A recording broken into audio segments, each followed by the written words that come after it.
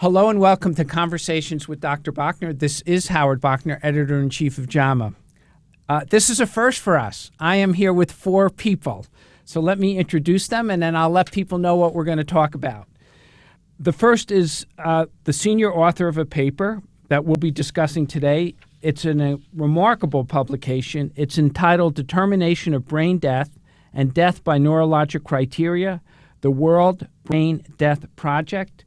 And the 2 authors from this manuscript who are joining us are Jean Sung, who's an assistant professor of clinical neurology, director of neurocritical care at LA USC Medical Center inpatient chief. Welcome, Jean. Thank you. The other author of the paper who is joining us is Ariane Lewis, who's an associate professor of neurology at NYU Langone School of Medicine, and she works in critical care. Welcome, Ariane. Thank you. And then we have 2 old friends and colleagues. One is Bob Truk, who's director of the Harvard Center for Bioethics and the Francis Gessner Lee Professor of Legal Medicine, professor of anesthesia. Bob. And Robert Tasker.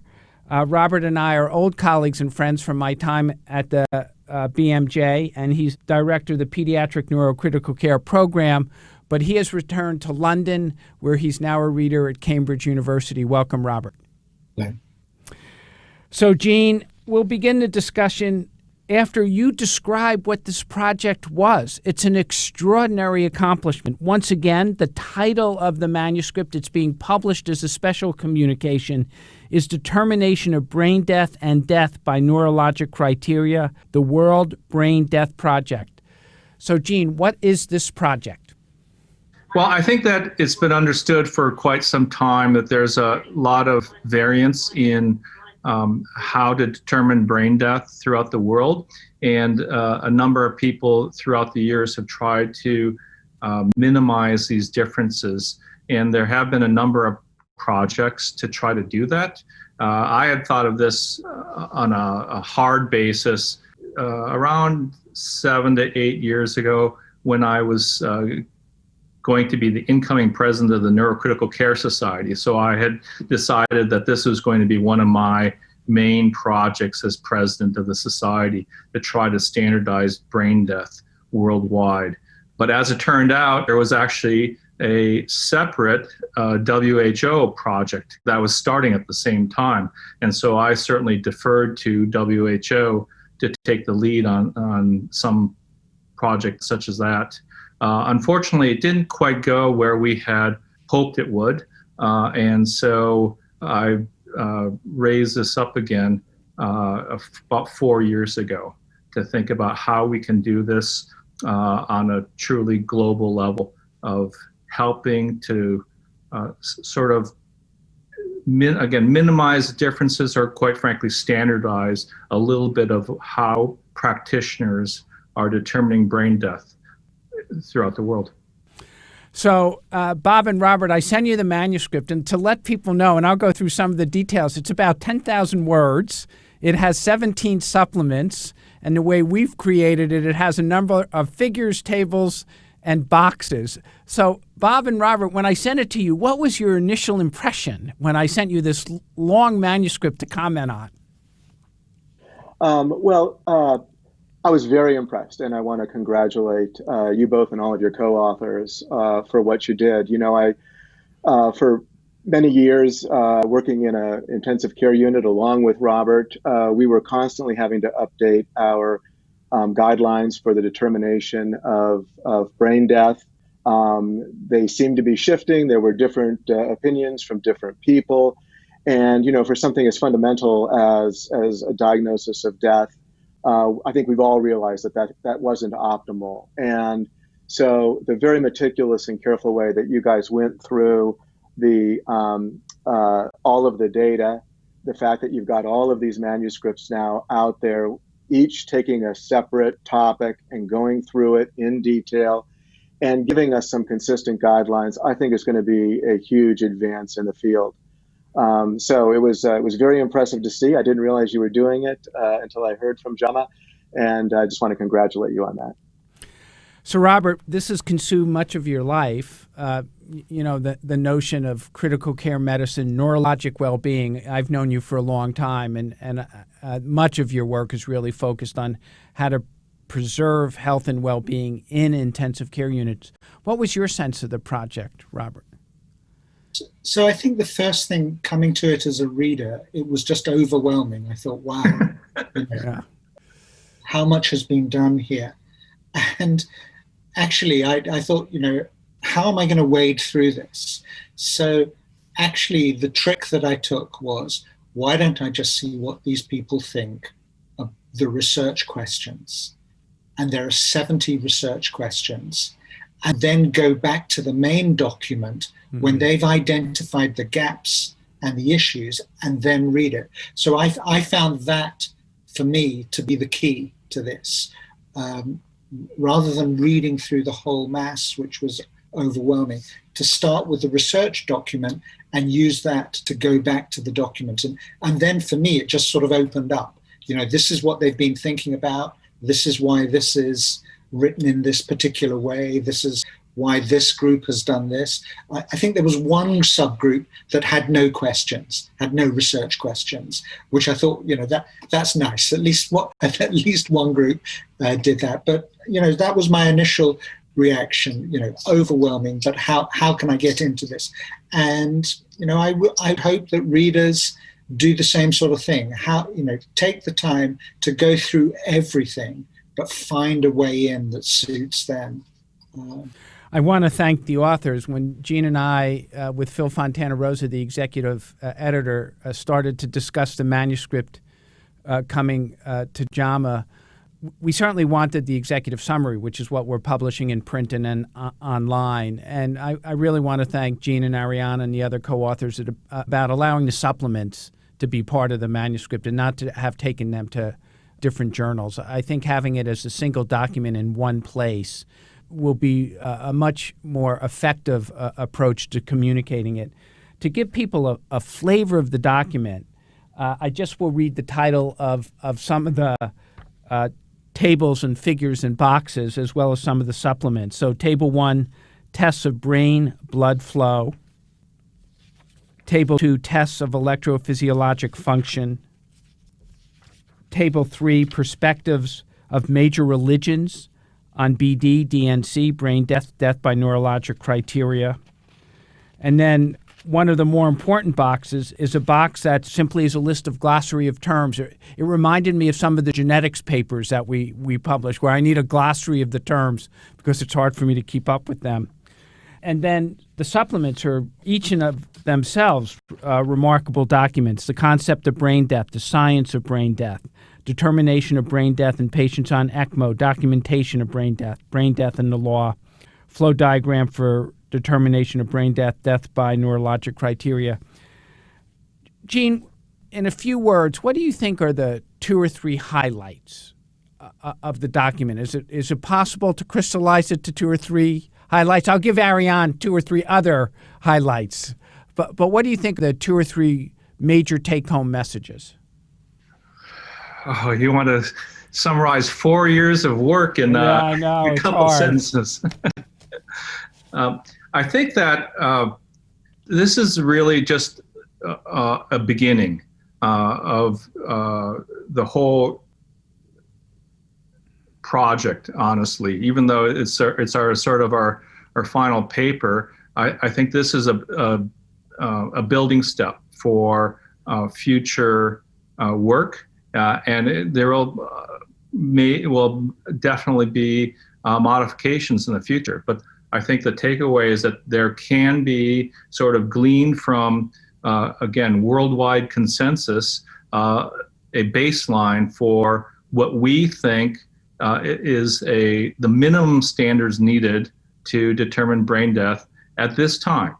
And it may change, and hopefully, again, as Robert has said that there's a number of research questions that we think that are important to ask and to hopefully be answered by other people to move forward from where we've begun. So I guess that's the main takeaway, is that we've got some worldwide understanding and base that we can start from. Ariane, are there two or three, messages that you think can be derived from the document? So first, I think that it's great that this was such an international, multidisciplinary effort that just covers just such a gamut of topics related to brain death. And I think that, that really brings together a variety of different perspectives related to brain death determination, as you enumerated earlier. Second, I think that this serves as a good template for countries that don't have brain death determination protocols to be able to, understand what's going on in other parts of the world and what this group considers to be the minimum criteria for brain death determination to assist them in putting together their own brain death protocol. We know that there are countries around the world that have a variety of different aspects of brain death determination that are different. And I think that this serves as, the bare minimum with the understanding that there will need to be some variability from country to country based upon local resources and religious and cultural perspectives. But I think that this establishes a baseline as to the determination process.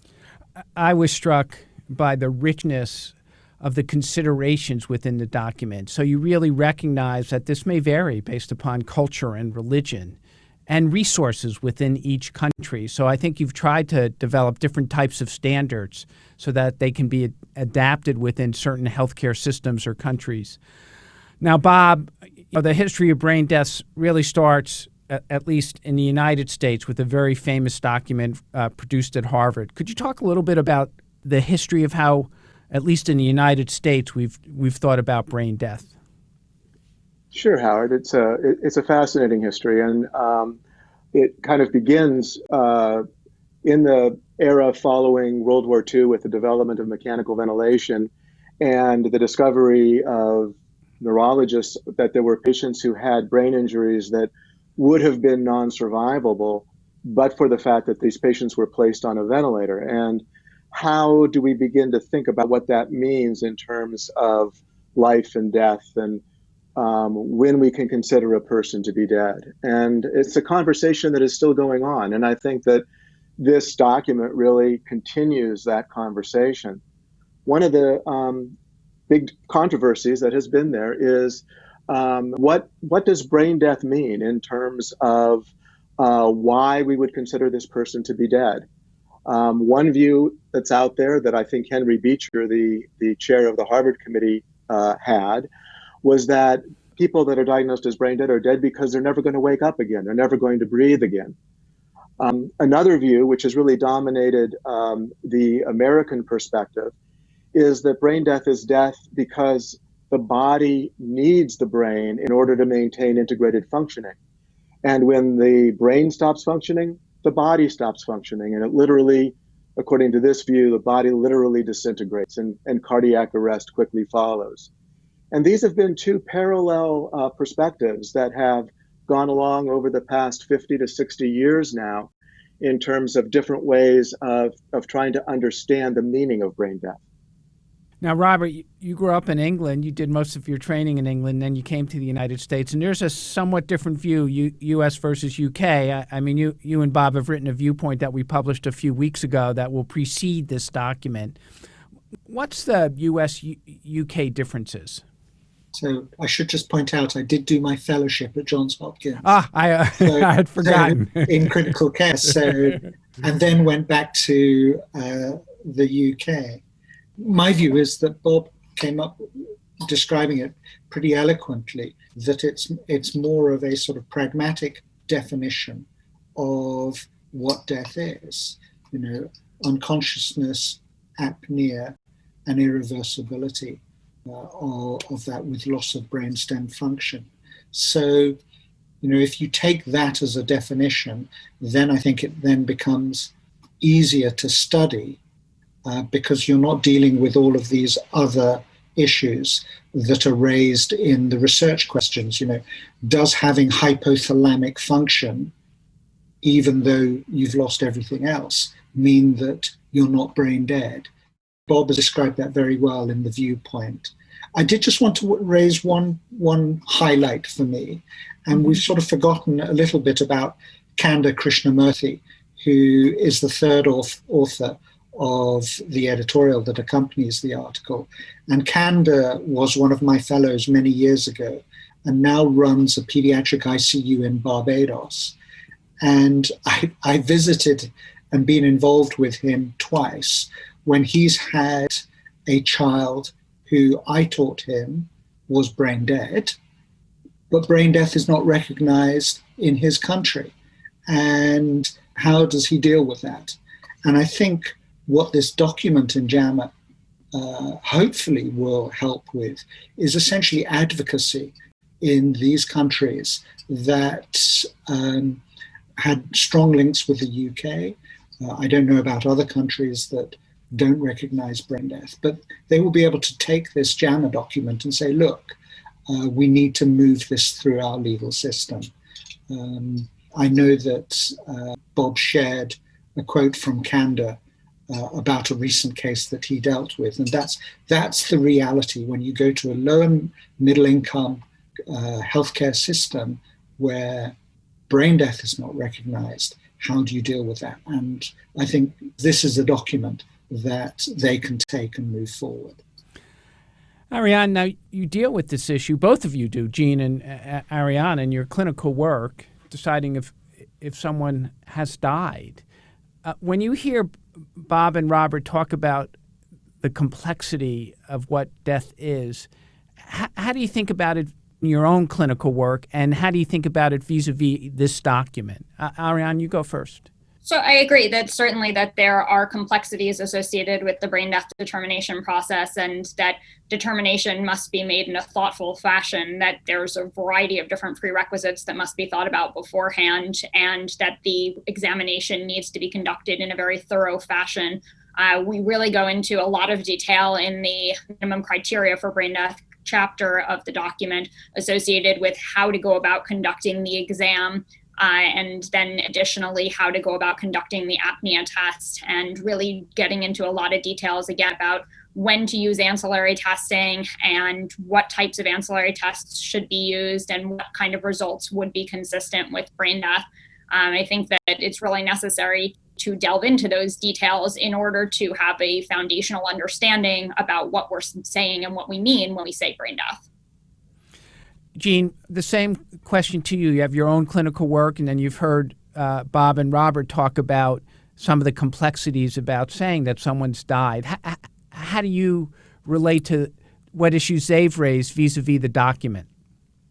Well, certainly the very first thing that we do when we try to teach our trainees about brain death and how to do brain death examinations is that again, we're dealing with the most fundamental, or one of the most fundamental issues any physician is dealing with, which is life and death. This is truly, we're the arbiters of who's really dead or alive. And so we've got to be extremely careful, extremely sensitive about what we're doing, and to be as accurate as possible. And so again, this document is to try to help teach that to those countries that don't have this, support them, support their physicians who don't have access to these kinds of trainings or education, and to use it hopefully as a basis that they can use to develop it in their own institutions and countries. And so certainly whatever publications and guides that we have in our hospitals in the US, we try to be as thoughtful as possible about, again, making that determination of death. Bob, what questions do you have for Jean or Ariane? I'm just curious. I mean, you never get to interact with authors. You're a peer reviewer, you're an editorialist, but here they are live. What would you ask them about their work or this special communication? Sure. I think I'm looking more forward, and consistency across the criteria that you use is an important foundation. Where I think more work needs to be done is, what is it exactly do you think that your criteria are meant to diagnose? And there's not clarity about this. In the United States, the law is that brain death is the complete absence of all functions of the entire brain. And the American Academy of Neurology, and I know you would agree, is that the criteria that you are publishing do not show that some patients will continue to have some functions, like hypothalamic function, temperature control, fluid balance, that sort of thing. So what is it that those criteria are trying to show? And in the work that I've done, and hopefully in the viewpoint, I think that a very helpful perspective comes from the United Kingdom, because they are specific about what those criteria are intended to show, that they are guided to demonstrate that the patient has irreversible apneic unconsciousness, is never going to wake up and is never going to breathe on their own again.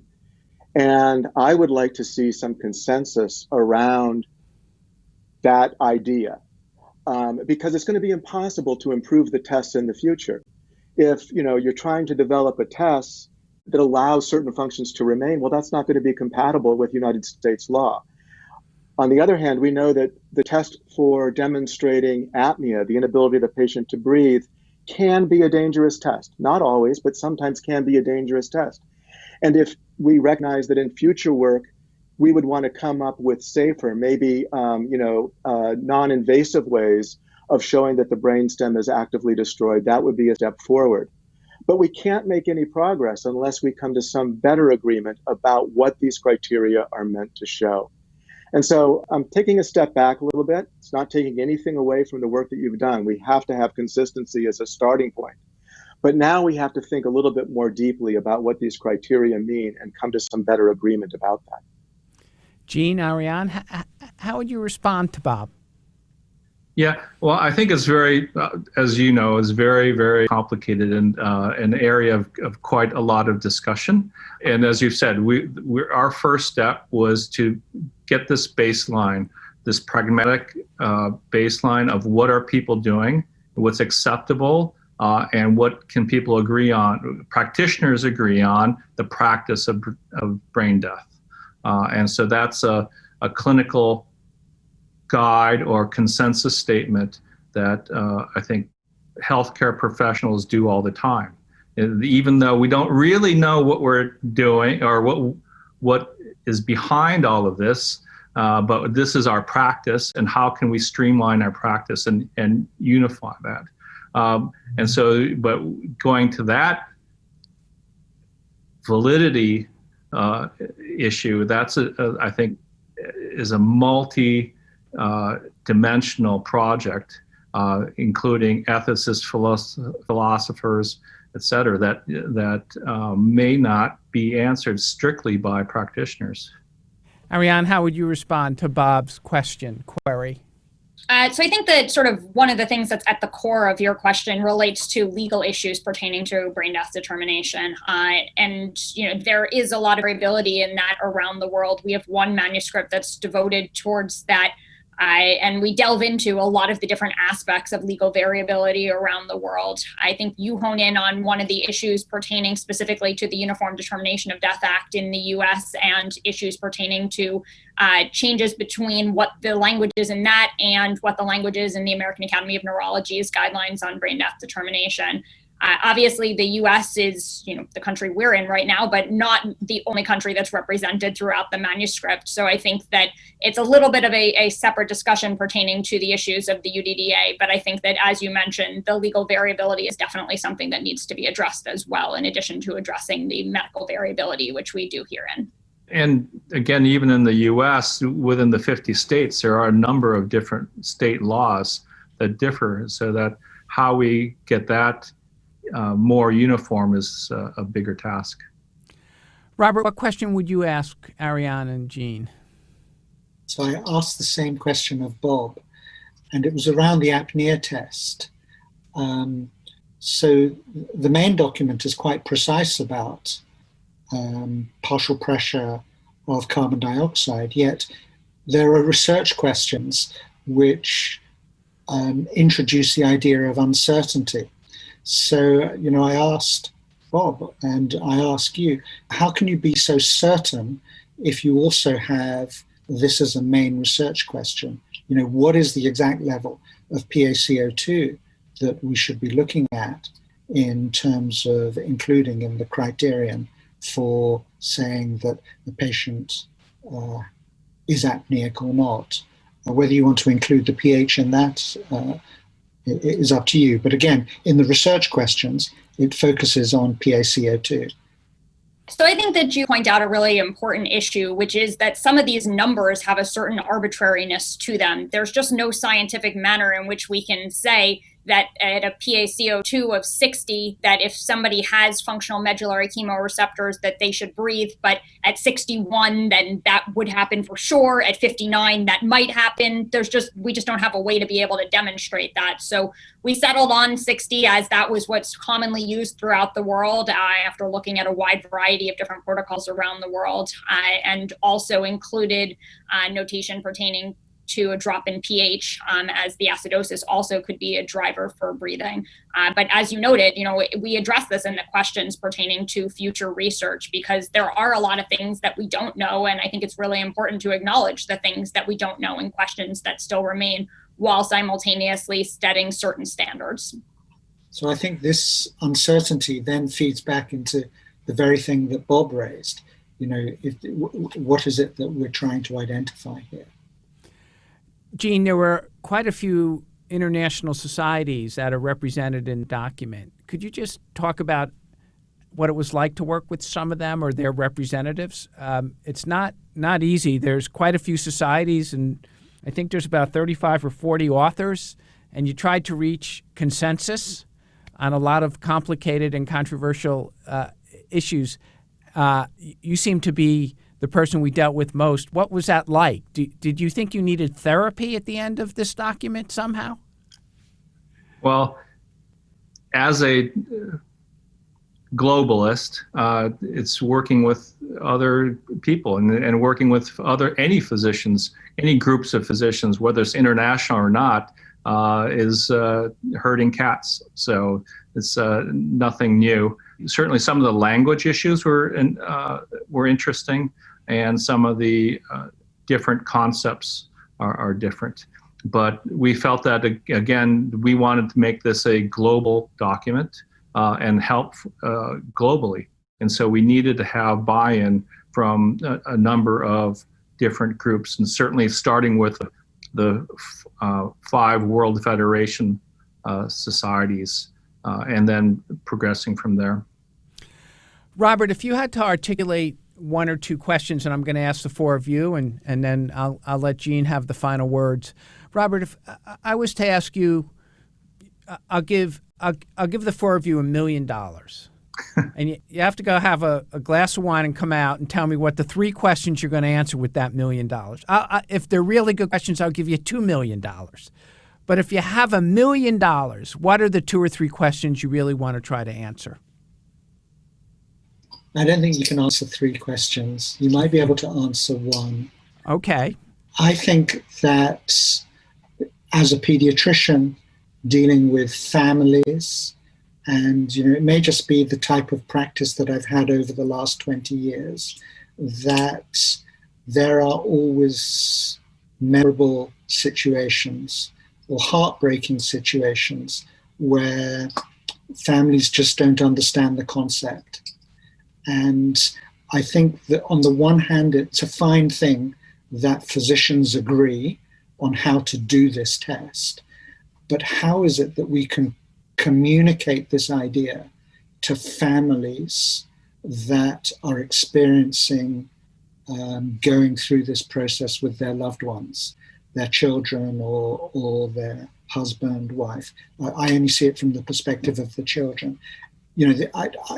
I think this is where the Beecher and the UDDA failed. There wasn't enough consultation, I think, in terms of broad family, citizen perspective on this. Now, how we do that, I don't know, but I think it's going to eat in it to at least $2 million.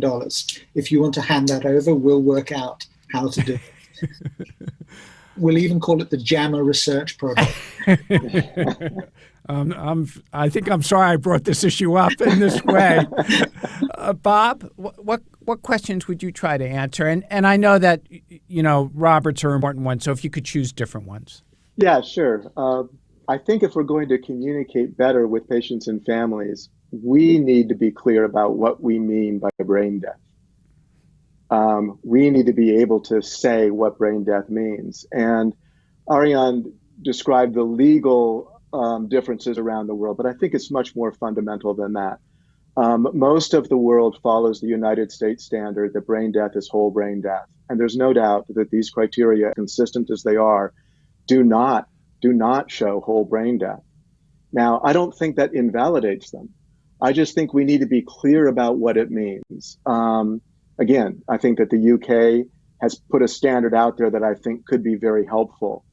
But these are not just legal differences. These are profound conceptual differences that need to be worked through so that we can say, when we have done these tests, this is what we have shown. And at the moment, we can't do that. Ariane? I think that, as has been suggested, brain death is not something that's just medical or scientific. It transcends both medicine and science. It's something that interlopes with ethics, with law, with legal aspects, with philosophy. And I think that all of those different fields are really the fields in which we need to be making the most strides going forwards on this. I think that we put together a consensus statement here on minimum criteria for brain death determination and addressed a variety of different scientific questions, but I don't think that spending money on solving any scientific questions will really move this field forwards from my perspective. I think that, as both Robert and Bob suggest, that there needs to be more education for practitioners who are involved in brain death determination, and that we need to work on making sure that we can get the public aligned in the concept of brain death determination and get laws aligned in the concept of brain death determination. So I think that this is more of a societal issue than a scientific issue in terms of something that one would want to dedicate money to. Jean, you get the final word, but it's a different question for you. The document's overwhelming.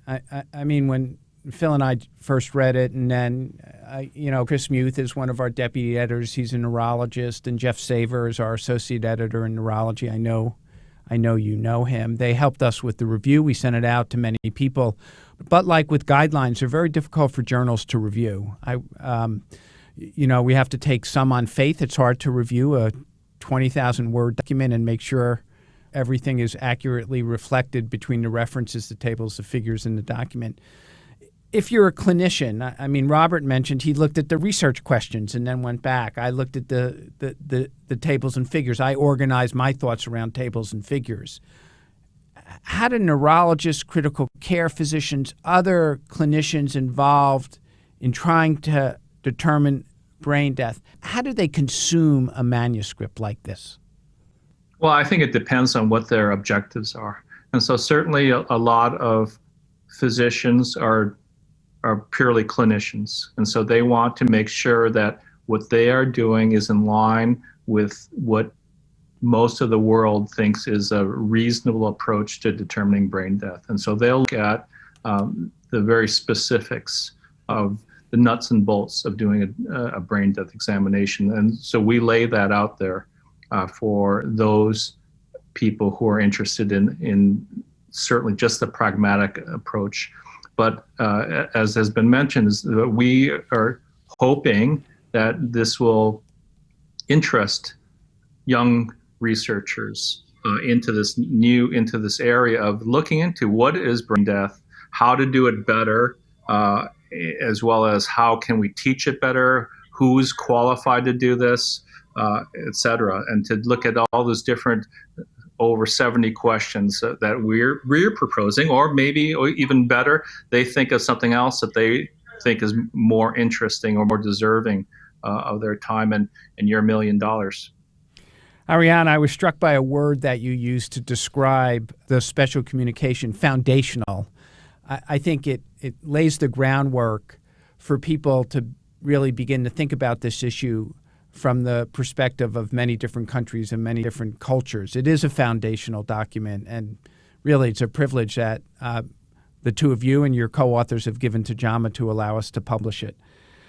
This is Howard Bachner, editor-in-chief of JAMA. I want to thank Bob Trug, director of the Harvard Center for Bioethics, the Francis Glessner Lee Professor of Legal Medicine, Professor of Anesthesia at HMS, Robert Tasker, our two guests, Senior Associate Critical Care Medicine Director, Pediatric Neurocritical Care Program, and of course, two of the many authors, Ariane Lewis, who's an Associate Professor of Neurology at NYU Langone School of Medicine, and Jean Sung, who's an Assistant Professor of Clinical Neurology at Los Angeles County USC Medical Center. And I do want to acknowledge the first author is David Greer.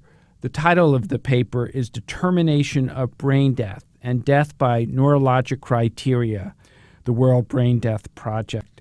Robert, Bob, Jean, and Ariane, thanks so much for joining me today. It's a remarkable, remarkable achievement. Thank you. Thank you. Great. Thanks for having us. Thank you.